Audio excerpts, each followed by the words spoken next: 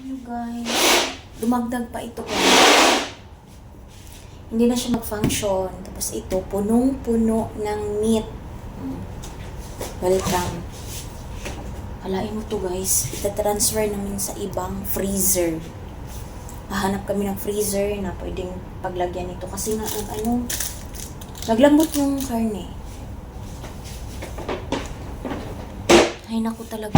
Nilipat ko na lang dito sa... Hindi ko alam kung saan ito isisiksik. Hindi mo.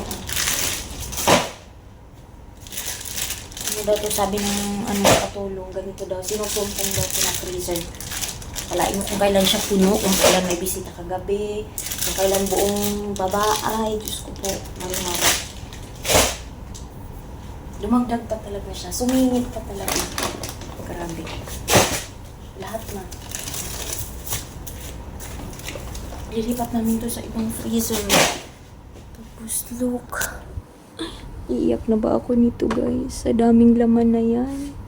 Ayan pa. Awang ko, paano na yan? Ngiti pa din. Hinga ng malalim.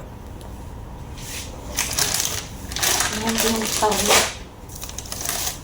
Wala, naglambot talaga. Kahapon pa yata ito kasi nga napansin ko sa baba na yan. Kasi tumutulo. Hindi ko lang talaga siya binuksan kasi nga busy kami. Tapos sa baba, kasi magsusundo pa ako ng bata sa school. Kaya hindi mahirap mag-abroad. Sobrang hirap. Alam mo yung isipin mo, uwing-uwi ka na. Kaya sa pagod mo, hindi worth it yung sahod na natanggap mo. Ang pagod. Kaya yung ilang mga OFW, may mga bless sa amo nila na talagang binibigay yung mga rights ng OFW kagaya ng day off, ganun. Sa amin nila, wala lahat.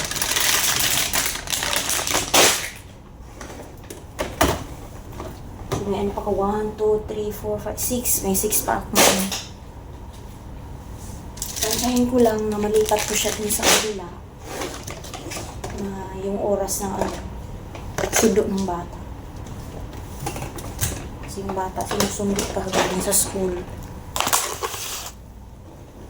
Ayun, thank you for watching. Nalaglag na siya.